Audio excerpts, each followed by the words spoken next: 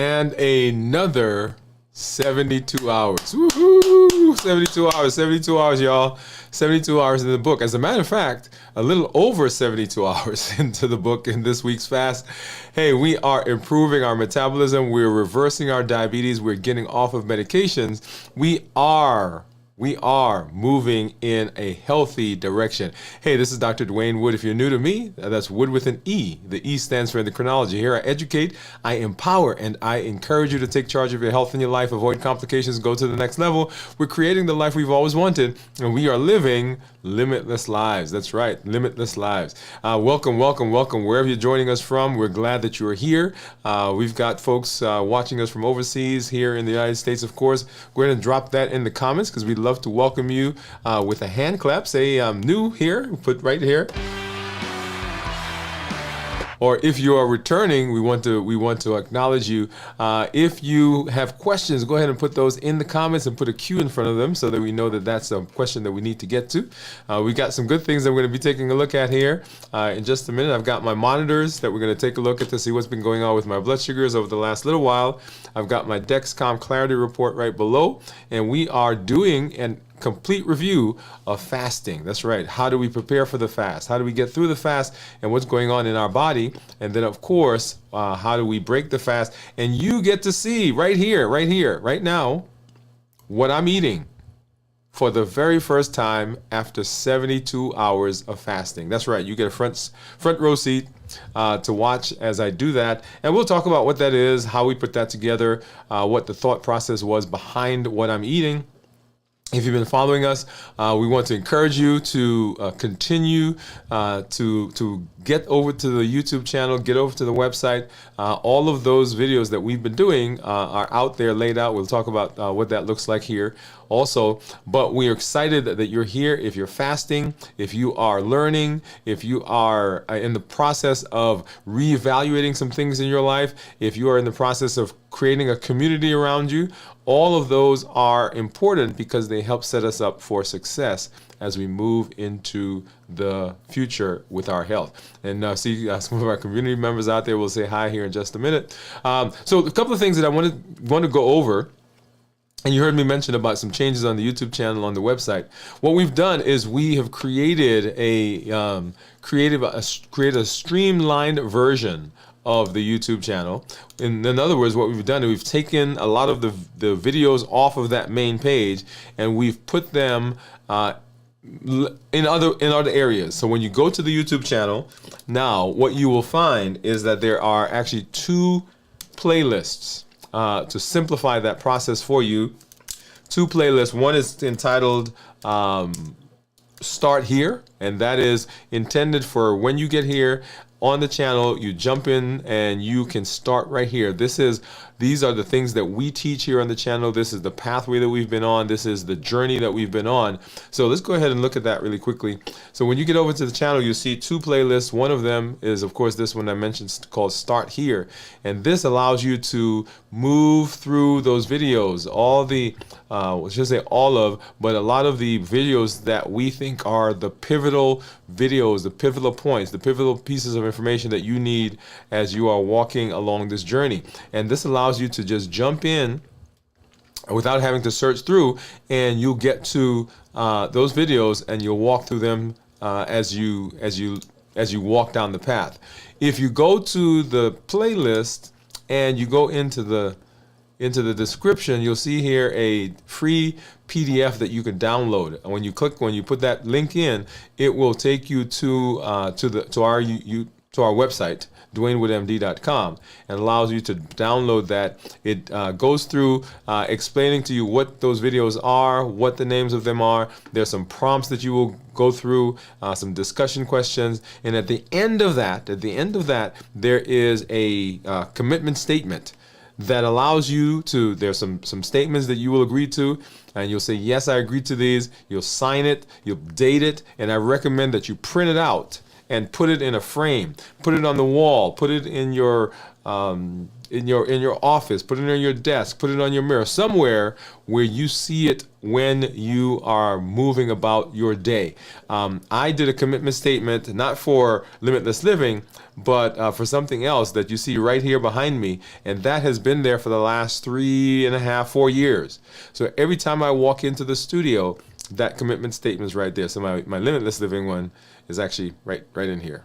Okay, so this allows you to, and that is a visual reminder of the things that you are doing and the reasons why we're doing these things. So that's a very important thing to do there.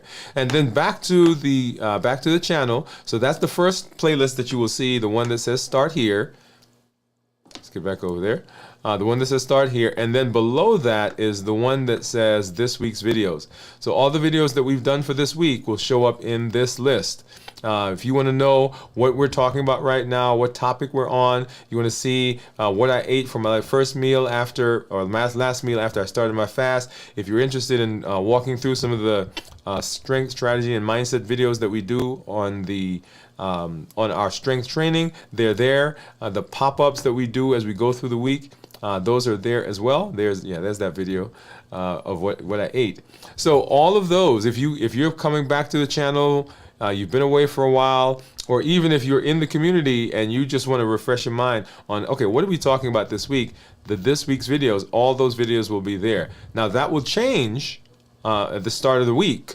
So if you're looking for those videos next week from this week, they won't be in this list. The new videos, the videos for next week will be in that list.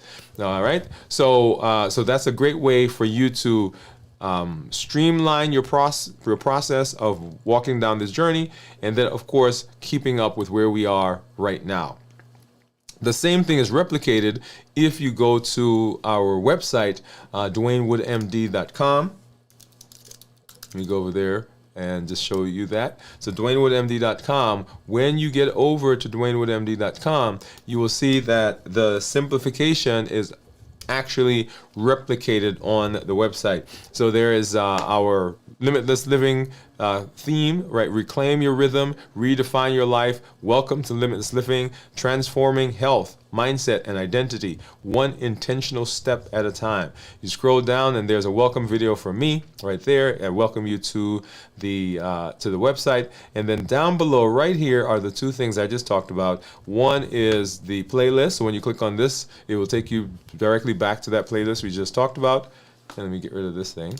And then this one allows you to download that free PDF that walks you through the videos and then helps you with that commitment statement.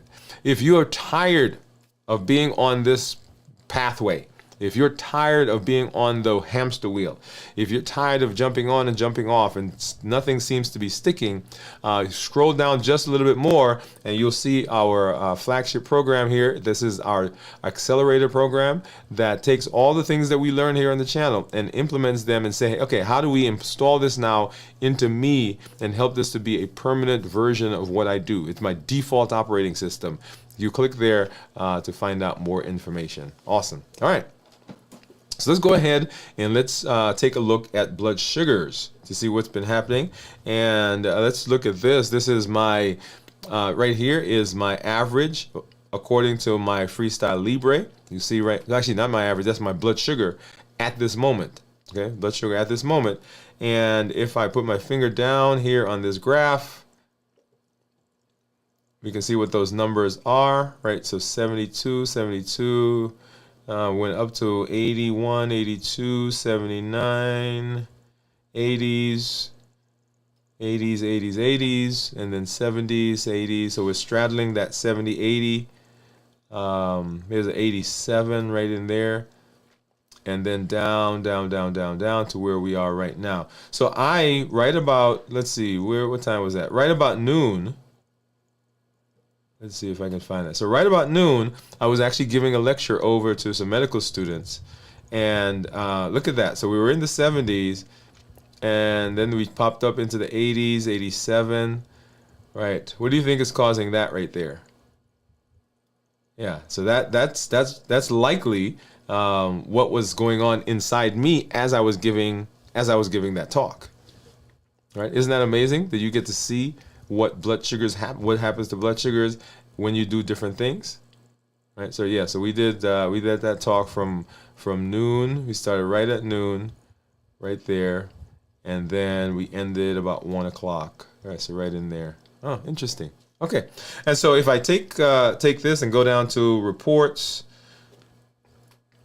All right. And so time and range.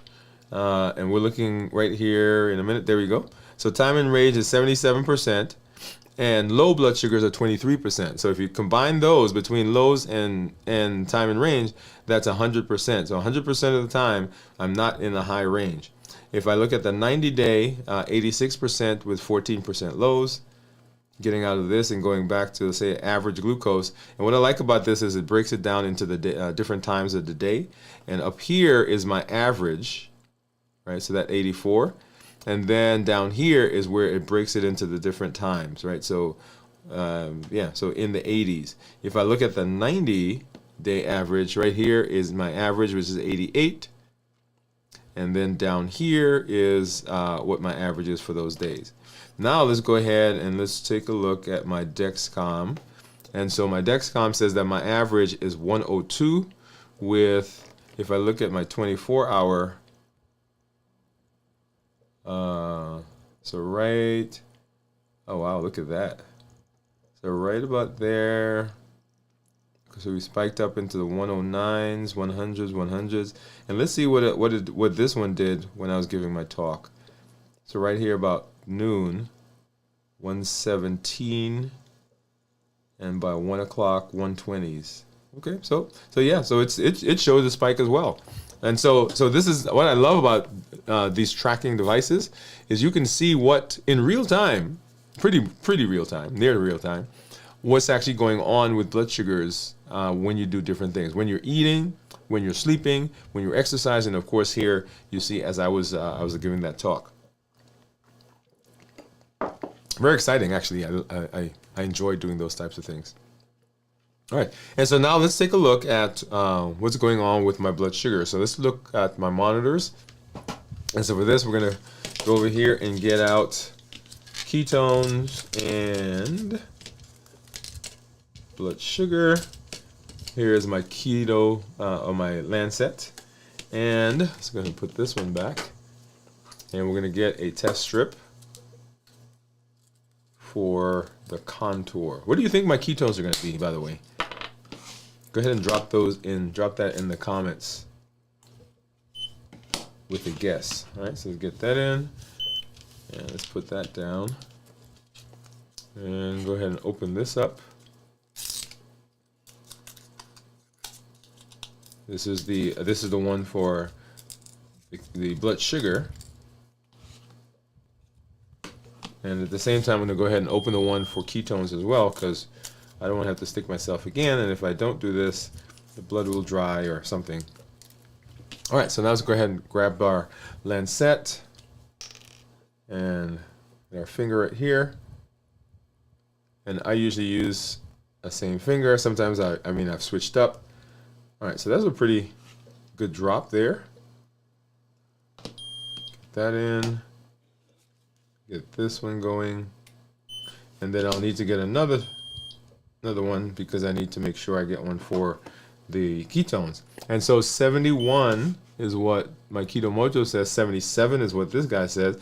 And then right there you'll see what the Dexcom says. Let's go back and let's see if we can let's pull this up. And this is the Libre.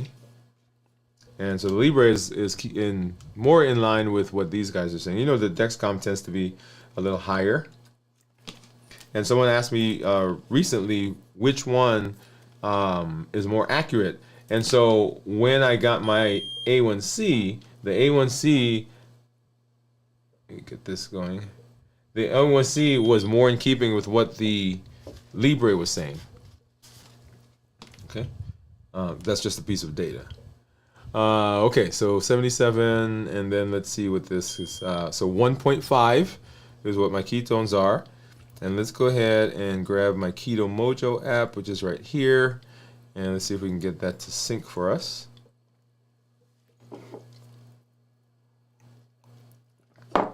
So ketones that are less than 0.5 considered normal. 0.5 to 1.5 considered nutritional ketosis, and of course above that considered therapeutic ketosis. So I am right at 1.5, so I'm in the nutritional ketosis period, and we want, whenever we are talking about ketones, we want them to be 0.5 or higher, right? 0.5 or higher. That means that we're burning fat. In order for that to happen, we're burning fats. Go ahead and pull over this view. And so we're looking at these three numbers right here, my GKI, which is right there, and then my glucose, which is 71, and then my ketones, 1.5.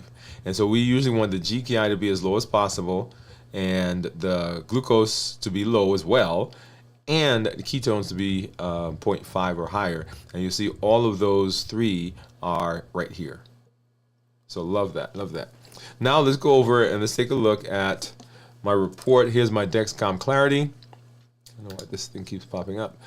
So here's my average, 14-day average, 117, being in target 96% of the time with a GMI of 6.1, a glucose management indicator. So that would be a surrogate for my A1C. So if I got my A1C, it should approximate that. And if you saw our show on Monday where I walked, if you didn't see our show on Monday, go ahead and watch that, where I actually walked through my lab results, my personal lab results that I had when I had my doctor visit. So that was our show on Monday. So go ahead and watch that.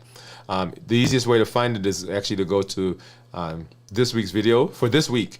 Now, if you're watching this on the replay, it may be in a different place, but it's there. We did that show on Monday, a complete lab review of my personal labs when I have my doctor visit. Now, if I go up here and I change this to the 90-day view, right, you'll see that my average for 90 days is 115. I'm in target 97% of the time, and my glucose management indicator is 6.1. And then now let's scroll over. Let's take a look at what's been going on with my blood sugars. And I'm going to go back right in here. So this is Tuesday when we started fasting. And a couple of points that we want to make here is when we start fasting, we don't want big spikes in our blood sugars following the food that we eat. So that indicates to us that, hey, we've done a pretty good job of managing our food, right? So 96, and so looking forward, we went up to 106, 104, 106, 103, piped up there to 114. That's midnight. So we started. So this is about 12 hours later, and then the next day. In the 100s, 90s, 90s, 90s, 90s, 90s, 90s, 90s, and here we are at 24 hours. Okay, and then scrolling to midnight. Here we are, this is about 36 hours. And then the next day, in the 80s and 90s, 80s and 90s, 80s and 90s, went up to about 89 right there. And here we are at 48 hours. In the 80s, and then we started dropping down into the 60s, and then popping back up a little bit, and there's midnight, so that's 56 plus hours, and then today, right, so popping up into the 90s, and so here I was up, actually getting ready for the talk, and so I want you to notice this, right, so look at that, so I changed my sensor, because my sensor went out, well, it was like an hour later, and I didn't think I was going to be up, so I changed it. So right here, so between 12:09 and 12:30, so we changed the sensor, and the new one came in, and we were like in the 70s and 80s, 100s. Here's a little bit of that toothpaste effect that we talk about, up to 121. And then started our talk right here at 12:00 right there, and then to where we are coming down right now. And so here we are at a little over 72 hours, actually 71, 72, 73 plus hours right there. Okay? All right. And so that's what's been going on blood sugar wise. So when we are fasting, we want those blood sugars to not have a lot of fluctuation. Right?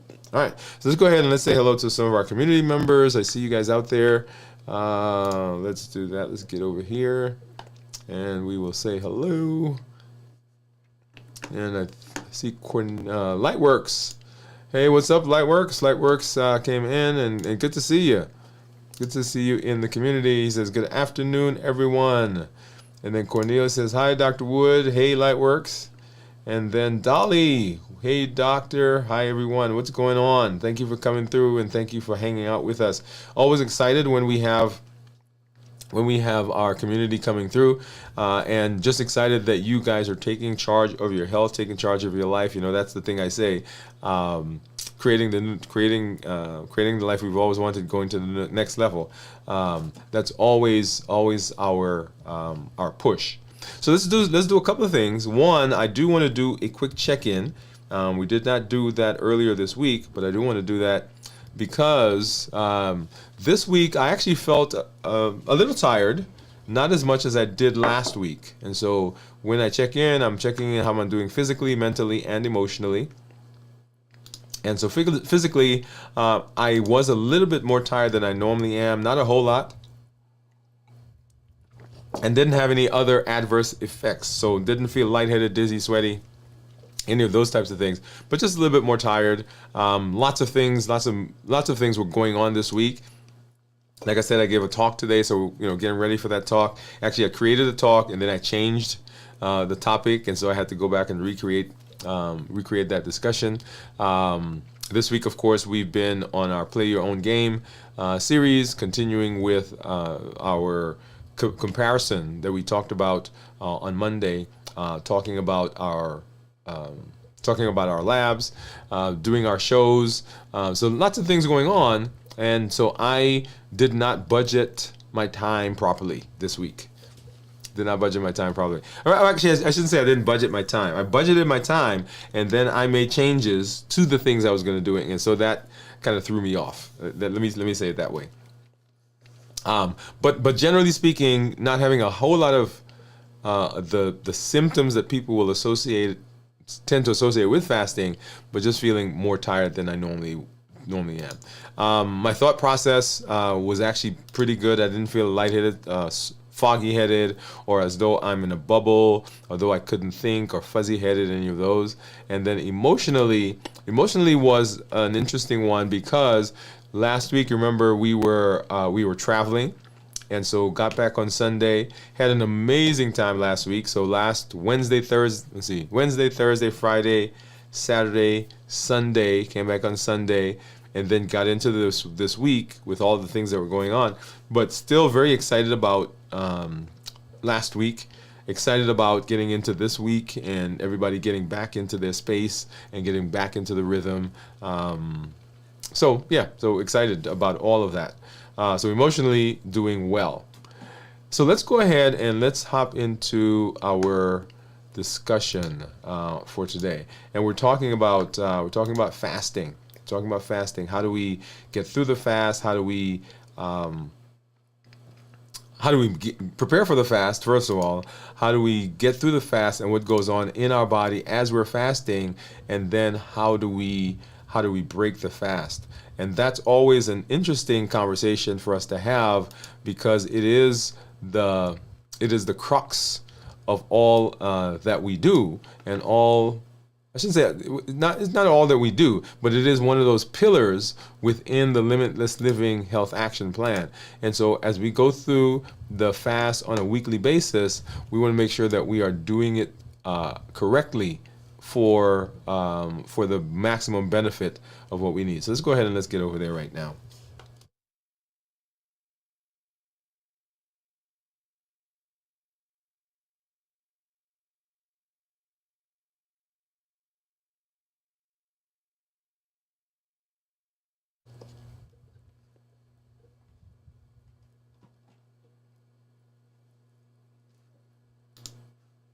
All right, and so we are in the fast, and people will say to me, why are we fasting? What's the purpose of the fast? And the purpose of the fast is to help us with our metabolism. Generally speaking, that's the idea. So, as I was talking to the medical students earlier today, we had a conversation about metabolism. What is metabolism? It is the body's, it is the process that we think about when the body's converting food to energy. All right, so we're taking the food that we eat, and there are a bunch of things going on in the body, and it's taking that and it's making energy, because energy is what we need to live. Right? So that's the function of the metabolic system. Whether that's stuff that we are eating that the body is using immediately, or stuff that we're eating that it is storing, or things that we're eating that is then converting to other components in the body that it needs to regulate the body to be able to stay alive. So all of those and other processes are all connected to metabolism. So you see, if metabolism is dysfunctional, then pretty much everything in the body can become problematic. So whether we're putting in the wrong things, or the body can't convert the things, or something is in the body disrupting the process of metabolism, anytime there's dysfunction in the metabolism, that sets us up for difficulty. And so we want to make sure that we are doing what we need to do to maintain good health. Okay? And so when we talk about metabolism, what we're doing is we are looking to see what's going on, what is the dysfunction, and how do we correct it. And as part of that, we've been walking along the Limitless Living Health Action Plan. 7 pillars that says, okay, this is a blueprint, this is a checklist, this is a set of guidelines, guardrails, that if we follow, if we go along this path, that we will end up with the product that we're looking for. And the product we're looking for is long, healthy life. You've heard me say, and I've been saying that we want to connect the things that we're doing, those numbers that everybody's tracking, those numbers that you look at on your lab, the scale, the blood pressure when we check the blood pressure in the office. We want to connect those numbers to something practical for you. What does it mean when you say I need to have an A1C of a certain number or an average blood sugar? What does that translate to in my life? It's kind of like, me saying to you, go collect rocks. Well, if the rocks have no bearing, you have no concept of what rocks mean, why would you collect rocks? And if you did collect rocks, after a while you stop because, well, why am I doing this? Why am I collecting these rocks? And so simply looking at that number doesn't really mean anything unless it means something to you, which is why on our show earlier this week, we went through and walked through what my personal labs were when I saw my doctor and what they mean. So understanding that, very important. So as we're walking down this path, there are several pillars that we walk through, several things that we do, several tools that we use. And one of the tools is this idea of fasting. And anytime you're using a tool, you want to know how the tool works, what are the benefits of the tool, when to use the tool, right? And what I should expect as I'm using the tool. What is the best practices for using the tool?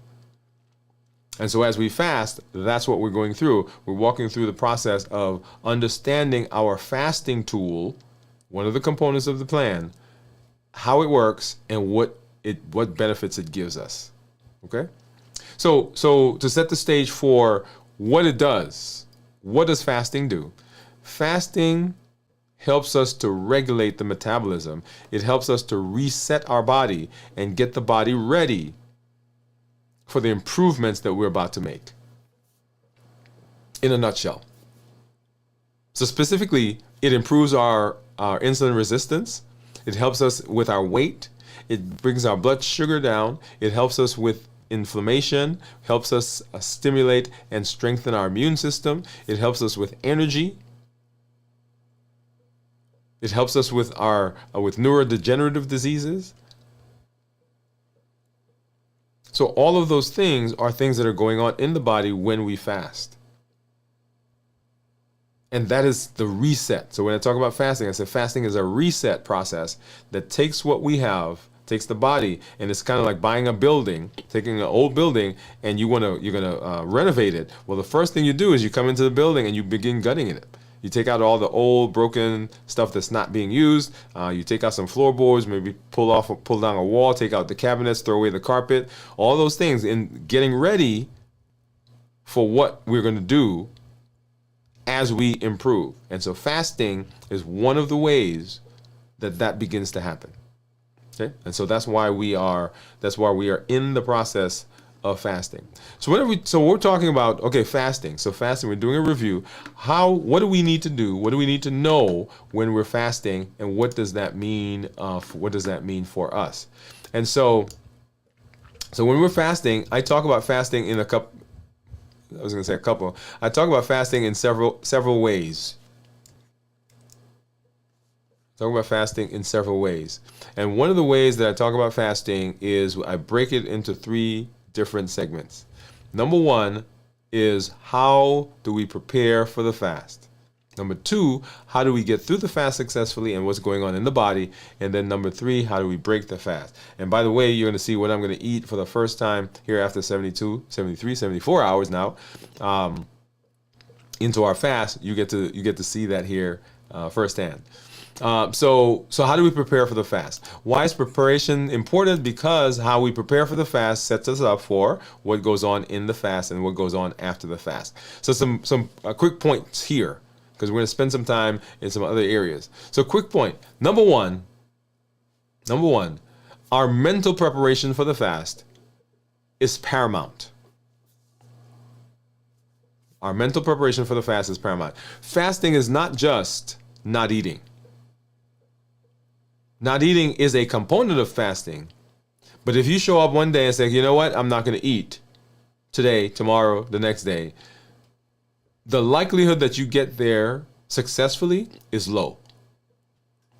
Now, can you get there? Yeah, some people can push through. Some people have some pretty strong willpower. They grind their teeth, they grit, they hold on for dear life, and they make it 2 days, 3 days. The question is, how do we do that consistently? And it is because the mindset that we have is of such that it helps propel us there. That's why in the Health Action Plan, one of the components, one of the pillars is mental mastery. How we see the fast, how we interpret the fast, how do we think about it and what it's doing for us is very important as to how we get through the fast and the things that we do as we are in the fast when issues come up. So if you come into the fast begrudging, like, man, I really don't want to do this, then anything that pops up is going to help you, is going to make you stop. Because you didn't want to be there in the first place. But coming into the fast, understanding that the fasting, y'all, is just a tool. Fasting is a tool. It's like the hammer. It's like a toothbrush. It's like a screwdriver. When I have to use a screwdriver, I don't get mad at the screwdriver. I use it for what it's supposed to do for me, and then when I'm done, I put it back. And so that's fasting. That's where I want you to put fasting. Fasting is a tool that you get to take out when you need it. You use it to get the benefit, and then you put it back. And so coming into it, understanding that the fasting is giving me a result. It is a tool that gives me a result, number 1. Number 2, fasting is a reset of my body. Fasting is a reset. So the things that I want to correct, my weight, my inflammation, my blood pressure, my blood sugar, my cholesterol, I want to decrease my heart disease, I want to decrease my risk of stroke, my polycystic ovarian syndrome, all of those things, as I'm thinking about, okay, how do I go about correcting those? Fasting allows us to reset the body to get it ready for what we need to do to make those better. So it's a tool, it's going to give me a benefit, and it's a reset in my process. It's kind of like when you are you're getting ready to start a project, At work, at home, you're doing it yourself, or even something as simple as cutting the lawn. What do? You go and you get your stuff. Get the lawnmower out, and get your gloves, get your earphones, headset, whatever. Put on your lawn cutting clothes. Make sure there's gas, or make sure it's charged if you're using electric. Make sure it has gas if you're doing a riding lawnmower, right? You walk around the lawn, depending on where you are. Make sure that there's nothing on the lawn that's going to mess up your lawnmower. So what you're doing is you're preparing. And that's what fasting does. Fasting is a part of that preparation process for what we're going to do in the body. Fasting does three things that are super, super important. Number one, fasting decreases our insulin. Number two, it suppresses our appetite. And number three, it reduces sugar. It decreases insulin, suppresses appetite, reduces sugar. And we'll talk about those three components more when we get into the preparing, going through the fast, and of course breaking the fast. So that's what fasting does. And those things themselves, those three things I just talked, those pillars, are the pillars for reversing diabetes. But because diabetes is the ultimate in metabolic disease, reversing diabetes allows us also to use those same components, those same things to help with other disease processes. All those diseases along the spectrum that we talk about. So mentally preparing for fast, very important. Understanding what it's doing, how it's helping us, what the point of it is, and what I am personally doing. Playing your own game, right? What is my personal goal when I am walking down this pathway? So mentally. Number two, physically. How we prepare physically. You heard me talk a little while ago about being tired. If I come into fasting tired, I have a more difficult time getting through the fast. Not because there's something wrong with fasting, but because I come into it already drained and depleted. And so when there are hormonal shifts, when there are energy shifts, I feel that more profoundly, and I think, oh, something's wrong because I'm fasting. So getting good rest, making sure you're hydrated. Because if you're not, you'll have palpitations, feel like you're lightheaded, dizzy, sweaty, because the heart has to move faster to move less blood, because you have less volume, has to move faster to get the same nutrients to the vessels, to the cells, to the organs. So we feel that. Not because of fasting, but because we're dehydrated. And then the big one that I want to talk about, of course, is food. The way we eat in our non-fasting window has significant implications on what happens during the fast and at the end of the fast. When we eat, remember metabolism, when we eat, the body has to take that food, convert it to energy, and then do something with it. So if we eat something that has a lot of carbs, high sugar, then the body has to process all of that and use it up before it depletes the liver from the glycogen that's stored there, before it gets to the fat. So there's a delay depending on what we ate coming into the fast. That's why when I do my check-in with fasting and the things I eat, I say I want to make sure that I don't have big spikes in my blood sugar following what I eat. Because if I do, then I'm delaying my process of getting into ketosis.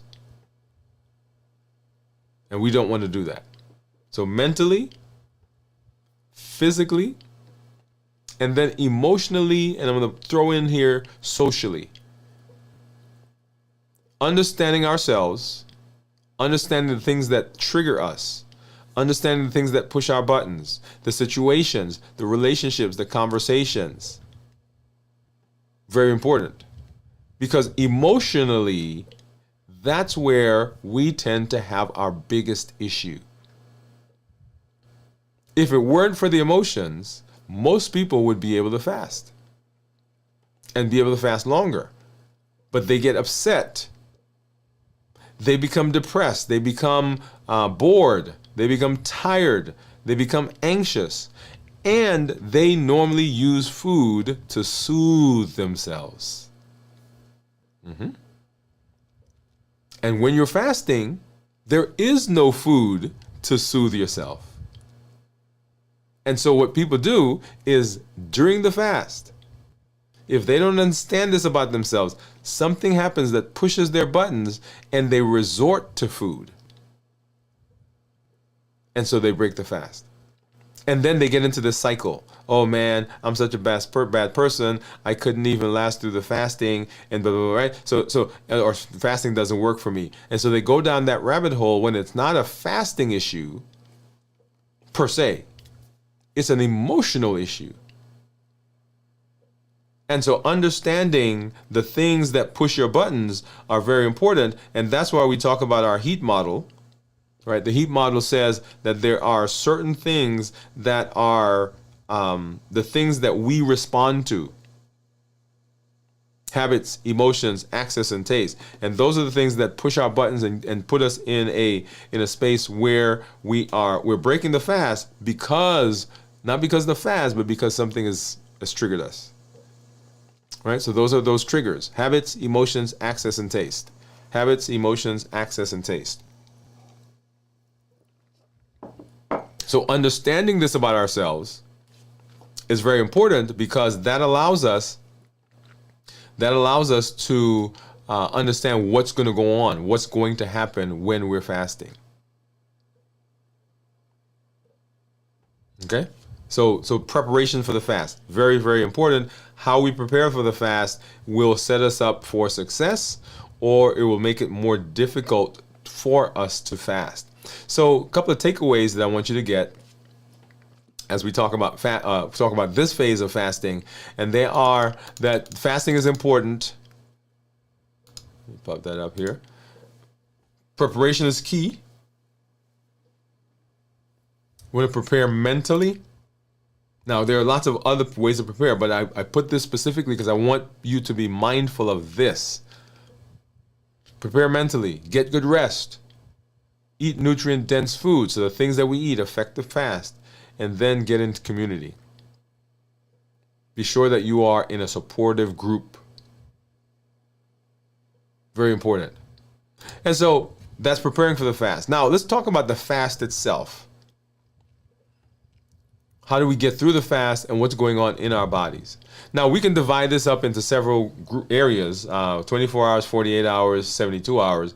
We do a 72-hour fast here I personally do that. A lot of our community members do that. Many people do 48 hours. We've encouraged everyone to work their way up to fast at least one 24-hour period during the week. Once a week. And this is not just, we're doing this for the next 90 days. No, this is once a week. For now, forever, you're going to work your way up to be able to fast one day a week for a 24-hour period. And when we talk about fasting, let me make that point. When we talk about fasting, we're talking about fasting from any calorie-containing food. Now, I drink, what am I drinking right now? Oh, this is zero sugar soda is what's in this thing right now. But I don't eat anything.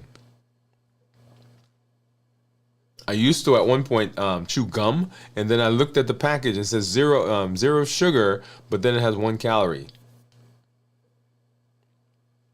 So we're saying no calories in the things we're eating when we're fasting.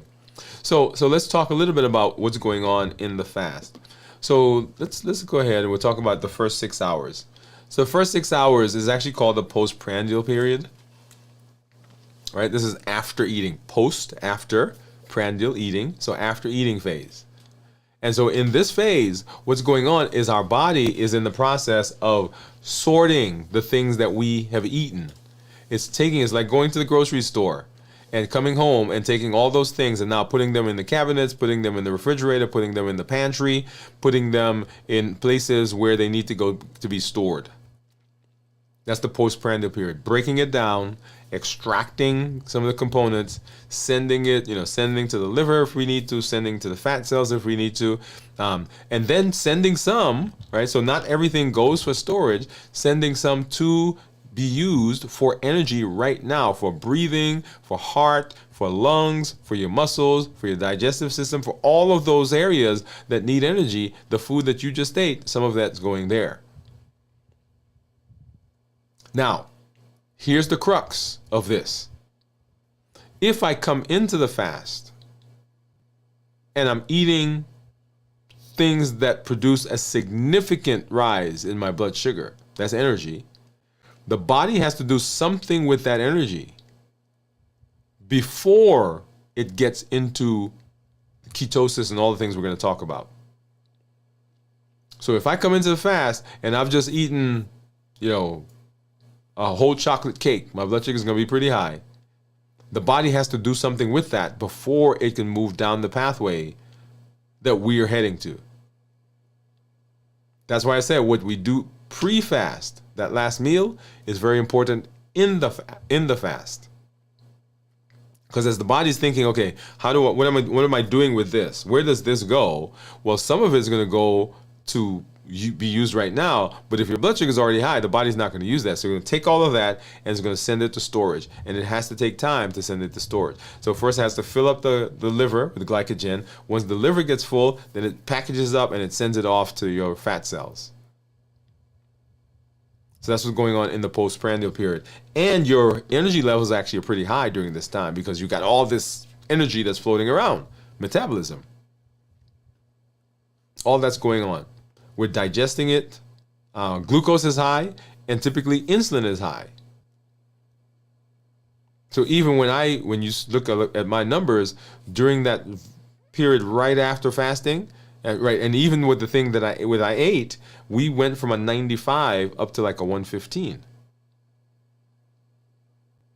Right, so the blood sugars do go up, depending on what you ate in that pre-fast period. And then let's take a look. So that was 6 to 12 hours. And so for 12 to 18 hours, we're now transitioning to using fat. Notice we're transitioning.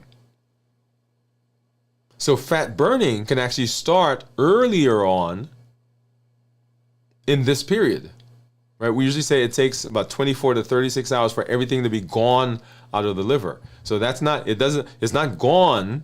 In this period, the body is still using some fat. And this is the period where the body says, now I've come home with all these groceries and I've put them up where they need to go, into all of the cabinets and the refrigerator and the pantry and in the freezer. And now I need some. It's kind of like you coming home, putting everything away, and then say, okay, now I'm gonna go in the kitchen, I'm gonna cook. What do you start doing? You start going back to the places where you put the stuff and you pull out the things that you need because now you're going to use them. And that's what the body's doing in this space. It's pulling them out and using the ones that it needs for energy. So physically, the glucose levels are dropping. Our insulin level also is dropping. Fatty oxidation is beginning to happen because the body is releasing some. The liver is starting gluconeogenesis because now you're saying, hey, give me back some of the stuff I gave you. So that glycogen is there. Energy levels may feel as though they're dipping. And this is where, if you are not rested, you feel it a lot more profoundly than other times. Because you are now beginning to transition. Because your blood sugars are going down. That's why blood sugar actually is not a very stable energy source. And people say they feel better, they feel more energetic when they're in ketosis because ketones are stable. Blood sugars go like this. Right? So that's that 12 to 18 hour period. And then moving from 18 to 24 hours, ketosis is beginning. And so when we talk about ketosis, we want our blood sugars, or we want our ketones to be 0.5 or higher.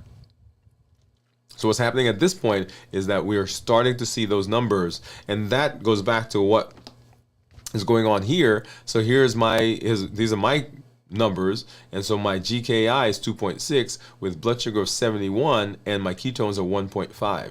So we're in ketosis here at 72 plus 73 hours, and we check that at 71 hours, 72 hours. So we want that to be 0.5 or higher. So in ketosis, when we're getting into ketosis, our body is now moving. That's where we're heading right now. We're heading to that 0.5 in this phase, or we're at 0.5. And autophagy is beginning at this point. Remember, autophagy is the body's ability or body system that it uses to recycle the broken, damaged, unused, misshapen components that are in there. It's basically the cleanup system of the body. It goes out and it grabs all those things that shouldn't be there, that aren't working, and it takes them and it sends them to recycling. They get processed, changed into something else, turned into something else, and it comes back to us better, stronger, more efficient. Mitochondria go through this process. These are, remember, mitochondria, those are the batteries of the body. Those are the powerhouses. That's where the energy is being generated. So broken, damaged mitochondria, they go off and they get processed. And when they come back, they're stronger. And we actually get more mitochondria during fasting. So autophagy is going on at that time. And then moving from 18 to 24 hours, we get to our 24 to 30 hours and fat adaptation. So we have adapted at this point. So we are having significant increases in our ketones, right? So as you saw, 1.5 there for me.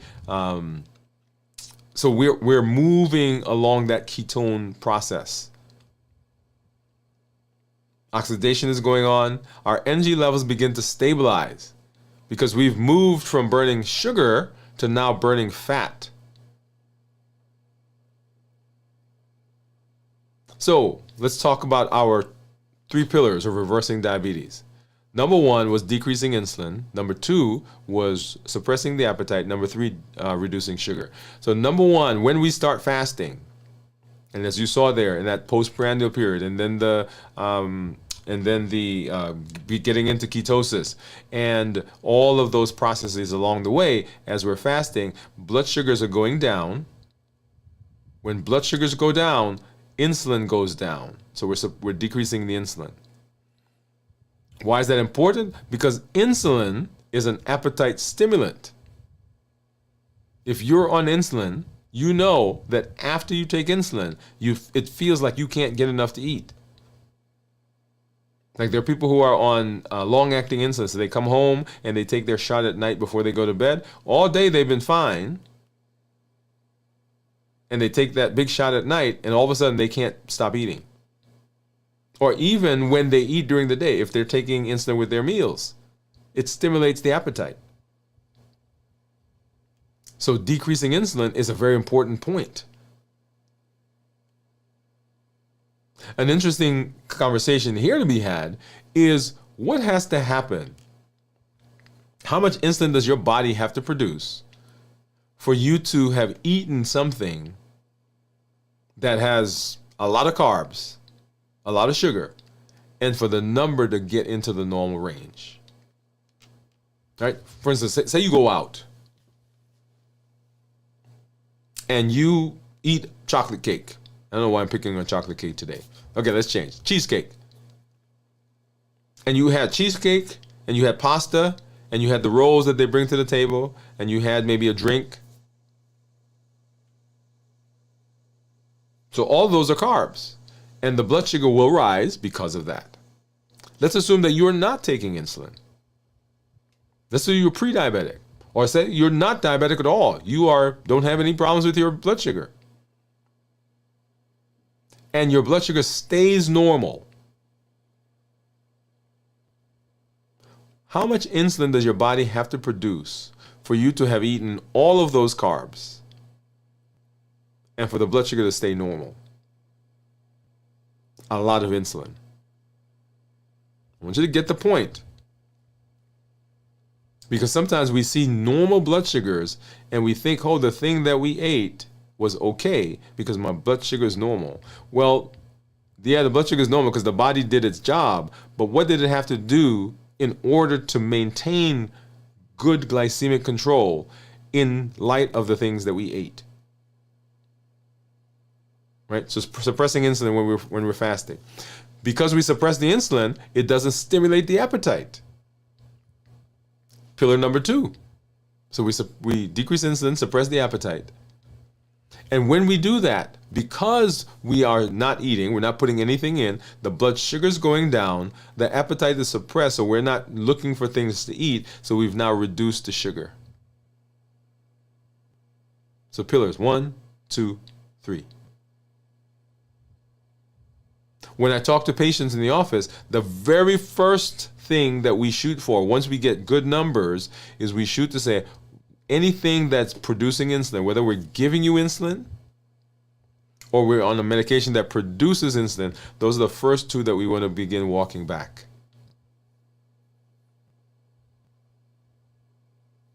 So suppressing insulin, decreasing insulin, suppressing appetite, reducing sugar, right? And that's what's going on in this process. Fat adaptation, all of that is happening as we are moving through the metabolic space. Very, very important point that I wanted to make there. And then what I want to do is, let's go ahead and I'm going to skip through a couple of things because I want to get over here. And we've not done this in a while, but we're gonna hop over and we're gonna do that right now. So let's talk about what's going on post the 24 hours, right? So 26 hours. We have increased lipolysis. So that's the breakdown of fat. So physically, fat breakdown is accelerated, right? That leads to increased free fatty acids. Remember those free fatty acids, because triglycerides come, we break it off, free fatty acids go into the bloodstream. In terms of our thought process, we continue to adapt to the ketones use in the brain. And remember, the brain loves ketones. Beta hydroxybutyrate is great. And during this process, we're getting that BDNF, brain-derived natriuretic factor, which is like miracle grow for the body or for the brain. And then 27 hours, autophagy begins to increase. So it's already going on. We talked about that. But now it just begins to rev up. Cellular cleanup is going on. It starts to intensify. We get bigger, higher, better processes as we get longer into the fast. Damaged proteins, damaged organelles, those are the things that are inside the cells. They're being recycled. Some people report that in this phase, they have significant mental clarity. We talked about that a little bit when we were on our show last night. And then 28 hours, there are hormonal adjustments that are going on. Insulin levels are low. Insulin sensitivity begins to improve. So now that insulin is gone, the body is using the sugar that's around without insulin. This is a great point to be made for those people who are doing fasting workouts.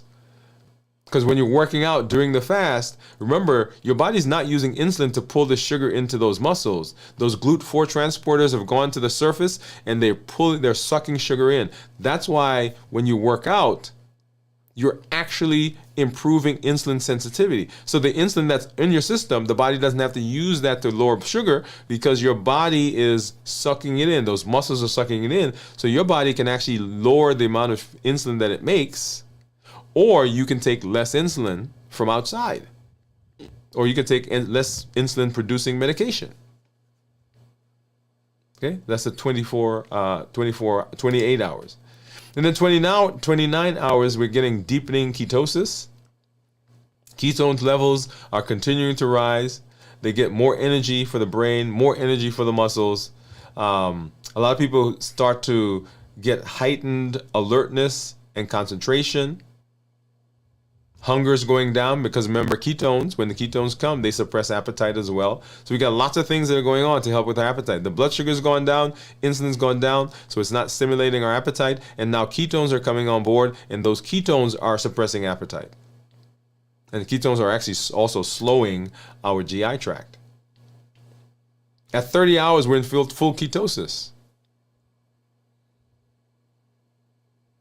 Because the glycogen that's in the liver is pretty much gone at this point. The body is now in a state of full ketosis. Fat is the primary source. We've changed over from using carbohydrates like the hybrid car. We're no longer using gas. We're actually now using the battery. And our cognition is enhanced. We've talked about the fact that when we're fasting, we have these amazing interactions and connections that we're making in our mind. Just beautiful. Okay. So 31 to 36 hours, we got sustained ketosis going on. Autophagy is in full force. These are where we get the sustained ketosis, continued autophagy, energy levels stabilize, and a lot of the initial side effects of fasting begin to go away. So people say, okay, I don't feel hungry anymore. Oh, I'm not as lightheaded anymore. Now I have energy. Now my thought process is better. Because we're no longer relying on sugar, we're now relying on ketones in full force. And then 37 to 42 hours, we got increased cellular repair. So autophagy is out there now, is doing its thing. This is where we talk about increased immunity increased or improved immune system, decreased inflammation. People are talking now about improvement in our cognition. So improvement in neurodegenerative diseases. All of that's going on. Cells that were there, that were primed to move in the direction of cancer, are being gobbled up, broken down, sent to recycling. It's being cleaned up. I want you to get the significance of that. Right? All of this happening as we move through the fast. So I wanted to make sure that we did that, because we don't usually do that when we talk about fasting. I should say we don't usually do that. We've done it in the past, but I wanted to do a little extended version of that today as we move through that space. And then, so we've prepared for the fast, we've gone through the fast, and then we want to talk about how we end the fast and what we do when we're breaking the fast, because that is the third component of the fast that we talked about, how we fast successfully. How do we fast successfully? We do that because we look at all three of those. And the third one is breaking the fast. And when we're breaking the fast, what's important is what are we going to do and how do we eat? So let me go ahead and pull this up for you here. You get to see for the first time in 72 hours what I'm going to eat. All right, let's go here. So I've got my salad. As you know, we start with a salad, and then we layer these other things on the salad. So my salad, the reason I do a salad is because salad gives me bulk. The hunger hormone is based on stretch, so my stomach stretches and the hunger hormone goes down. So number one. Number two, salad helps to blunt the rise in sugar that may happen based on any of the things that are in this meal. So even though, and if you go back and watch what I ate on Tuesday as we started the fast, even though I'm eating a balanced bite meal, there are still carbohydrates in the things I'm eating. For instance, the lettuce and the tomatoes. And that will cause a spike in blood sugar. And when I eat the salad, the fiber that's in there blunts the rise because it blunts the absorption. And of course, salad gives me nutrients. It gives me some hydration.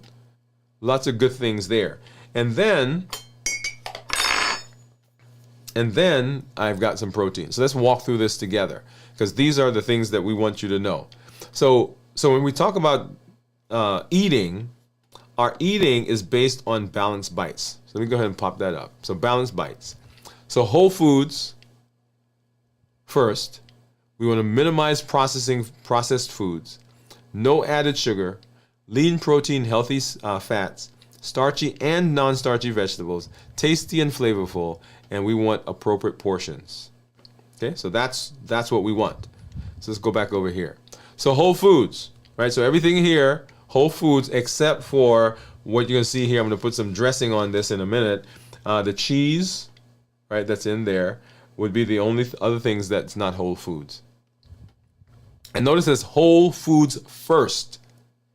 That does not mean that you cannot eat things that are not whole foods. Now, whole foods are best. So if you're sitting at the table and you're like, okay, what am I going to eat here? You want to prioritize the things that are whole foods before the processed foods. I want to make sure I make that point to you. And we deliberately did not say only whole foods. Whole foods first. So as you're looking at the things, you want to say, okay, of the things that are here, what can I eat? What will I eat? And we're prioritizing the things that are whole foods. And whole food simply means things that are closest to when they were created, when they were made. Okay, like here, let's take this for example. So I've got some chicken and some steak. I can take this and I could process it and put it in a can. So if I had a choice to eat this steak versus the steak in a can, I would eat this first. But if all I have is what's in the can, guess what? I would eat what's in the can. So I want to make that distinction. Okay, so whole foods first. Minimize processing. And that goes along with whole foods. So minimize processing. So the only thing here that would be processed would be the cheese that you see there. I have some dressing that I'm going to put on there in a minute. So that's processed. What else? Now the beans did come out of a can, right? So the garbanzo beans did come out of a can. I could have, bought the regular beans and soaked them, but I didn't, right? So that's what those processed. No added sugar. So nothing here has added sugar. Probably the dressing will have some added sugar. Lean protein and healthy fats. And so this is some steak strips that I got from, let's see, when did this come in? So yesterday they brought a meal in to the office, and just like I do on Tuesday, I grabbed, that's what I used to eat. That was my last meal prior to the fast. And so yesterday, as I was thinking, okay, what am I going to eat tomorrow as my first meal? They brought this in, and I said, okay, I'm going to use the steak. Actually, some of this that you see here, the lettuce, there's some red onions in there somewhere. Those come, and the black beans. Those actually come from the salad that came with this. And then here is, of course, as you know, I do jerk chicken and curry once a week. And so this right here, let's turn it around this way. This that you see here, this is jerk chicken that I made, and this is the steak that came from the restaurant. So whole foods, minimize processing, no added sugar, lean protein, healthy fats, and so I've got some fat in here. So I've got some cheese, right? So here's some cheddar cheese, and here's some feta cheese that's in there. And what else? Portion controlled, right? So this is probably more. So they said, in terms of meat, you should have size of a stack of cards is your size, and then this is probably half of this would be a salad. Okay, portion size, and then tasty. Now I haven't tasted it yet, but it looks good. I'm anticipating it's gonna be good. That's right. Delicious. So first time in 72 hours, you get to see that's what I'm eating right now. And for the dressing, I've told you that there's a place here in town, and I love the dressings that they have. And so I usually get that, and then I mix it with some other things. And so I'm just going to go ahead and put some of that on here right now.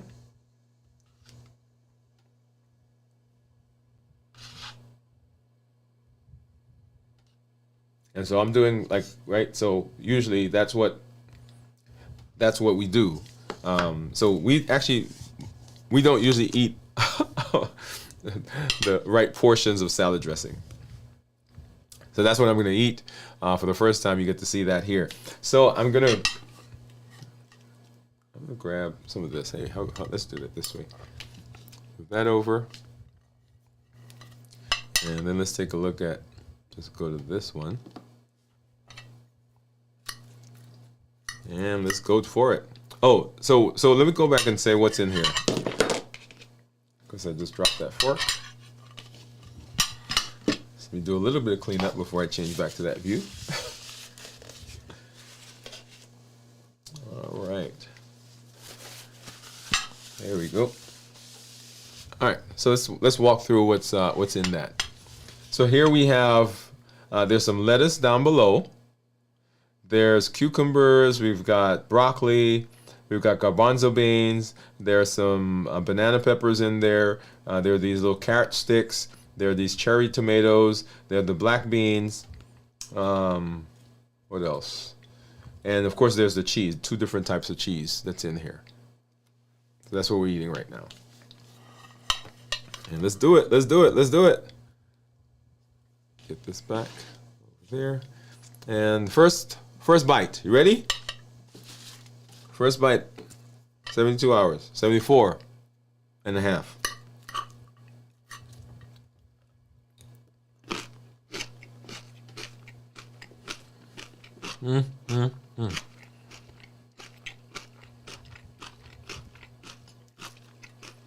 That's good.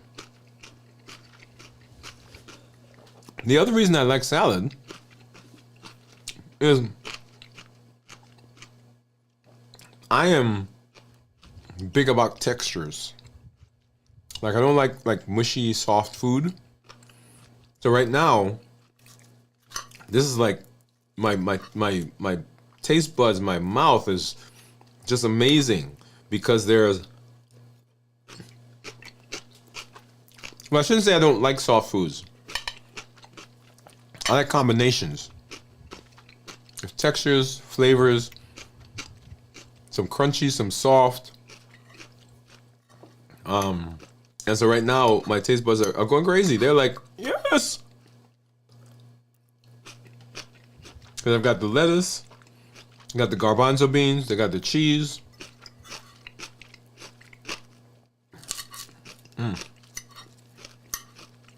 I haven't had any carrots yet, so let's do that. Oh yeah.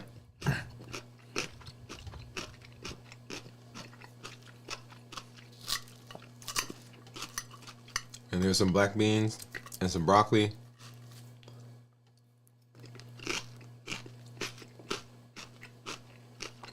And then there's the dressing that's on top of it. Oh, the other thing that I have in here is some sunflower seeds.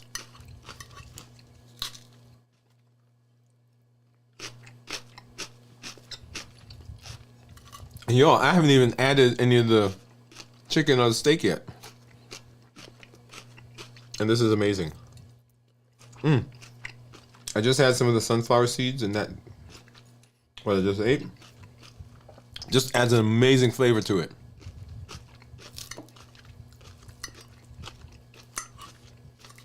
So if you're breaking the fast with us,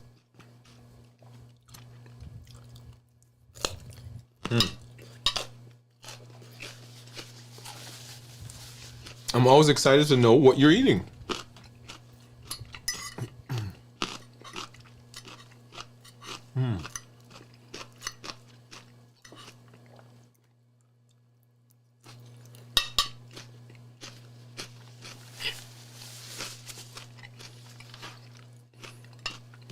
Amazing, y'all. Amazing, amazing.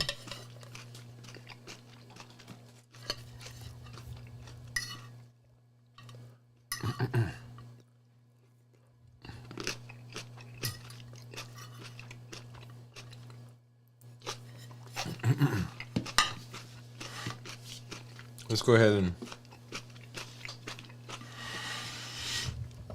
let me add a piece of this chicken.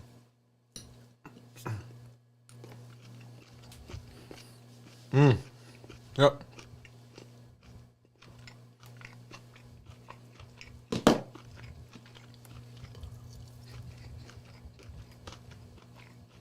That's some good jerk chicken, if I do say so myself.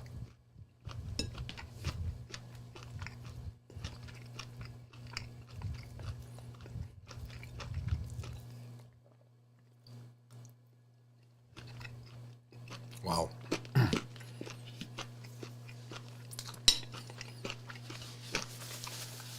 So 74 hours.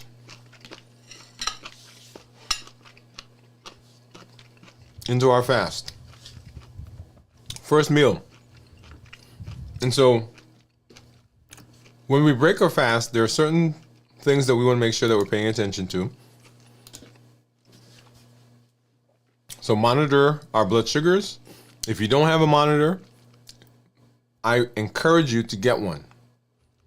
You get to see what foods do to your body. You get to see what exercise does to your body. You get to see what sleep does to your body. You get to see what stress does to your body. Monitor blood sugars. Portion control, and we talked about that, and that has to do with the fact that often it's not that we're eating the wrong things, it's that we're eating too much of the thing. We've gotten used to certain portions, our idea of certain portions is skewed. Often what we think is a portion actually isn't a portion. Then eat slowly. Eat slowly. It allows you to get the signal from your stomach to your brain that you're full. The signal takes about 20 minutes. So if you're just gobbling it up, you end up eating 2 to 3 times more than you should because there's no signal that got to the brain by the time you're eating that second or third plate. And then avoid sugary foods when you are breaking the fast. Here, there's some sugar in probably the dressing, but not a lot of sugar in what I'm eating. There are carbs, so we will see a rise in the blood sugar, but we're not going to see a big spike, hopefully, in those blood sugars. So we want to make sure that we're eating in a way that's consistent with what we want. An interesting point here to be made for balanced bites. When we talk about balanced bites, often people will say, oh, I'm eating this way for my meal or eating this way for my fasting. No, balanced bites is your thought process about food all the time. It is the mental map and your way of thinking about foods. Okay, when I'm looking at my food, is this consistent with balanced bites? So it's not a one-time, it's not a pre-fast meal, it's not a post-fast meal, it is not a meal when I'm doing my 90-day cleanse. It is the way I think about food all of the time. Balanced bites. So avoid processed foods, no added sugar. Of course, make sure that you're hydrated. Hydration is very important. Often when we fast, because we're not thinking about eating, we also don't think about drinking. And so make sure that you're hydrated. Lean protein, healthy fats, part of balanced bites as well. This will help you stay fuller longer. So if you're eating protein and healthy fats, then your body will feel like it's full, and you won't, coming out of the fast, you won't go gobble up stuff. We need to do some conversation about our thought process in the post-fast time. We'll have to come back and do that, okay? So making sure that you're doing that. And there's some considerations. Let's go there really quickly. Some considerations. One, when you're breaking the fast, you want to choose foods that help maintain stable blood sugars. At the same time, they're providing nutrition to you.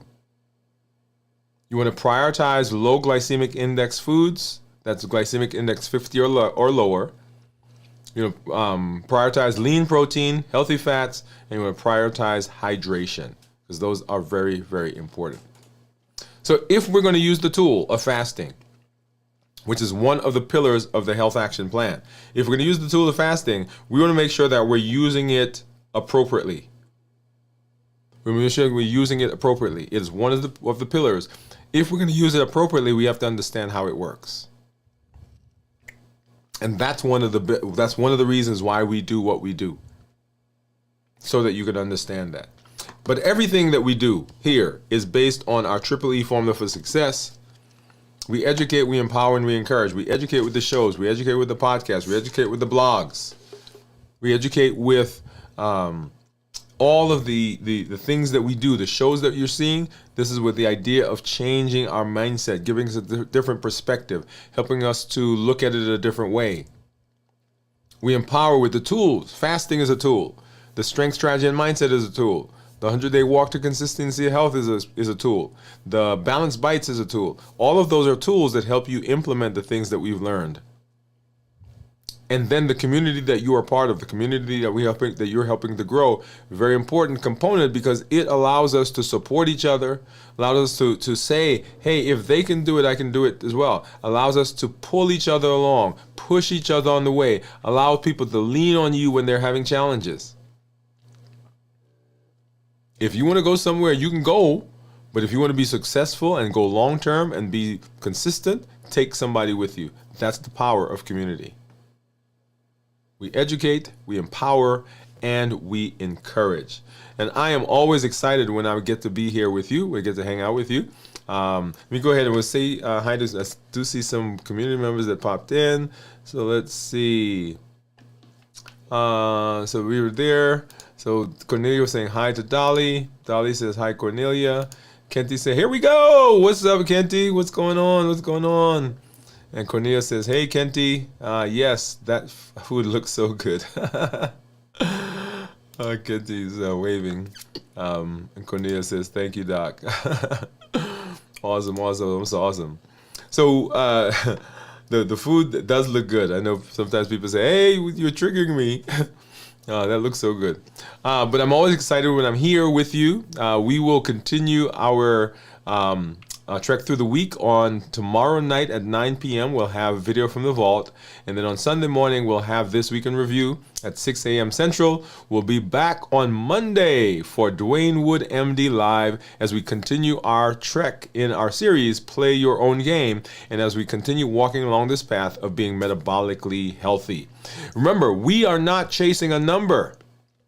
We're not chasing an A1C. We're not chasing a blood sugar. We're not chasing a weight. We're not chasing any of those things. What we're doing is we're trying to figure out how do we keep you alive as long as possible, and how do we keep you as healthy as possible. That's the goal. All the other things are markers on the way, and they help us to know if we're heading in the right direction. But ultimately, we want to know, how do I stay around so I could romp and wrestle with my grandkids?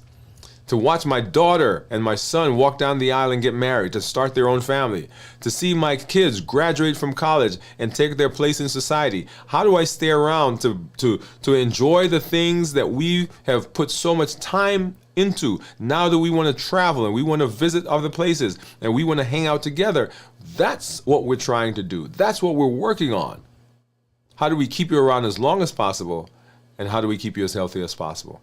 If you're tired of being on that rat race, being on that treadmill, being on that hamster wheel where you start and you stop and it doesn't seem to be taking, and join us in the accelerator. Go to the website, DwainWoodeMD.com, scroll down, past the welcome video, past the two boxes that say start video, and click on learn more, get more information about our accelerator. It is our platform program that helps to implement the things that we are learning, and how do we make this the default operating system for our body. Hey, this is Dr. Dwain Woode. That's Wood with an E. The E stands for endocrinology. Here I educate, I empower, and I encourage you to take charge of your health and your life, avoid complications, go to the next level. We're creating the life we've always wanted, and we are living limitless lives. Now, go live a limitless life and have a great weekend, everybody. Bye-bye.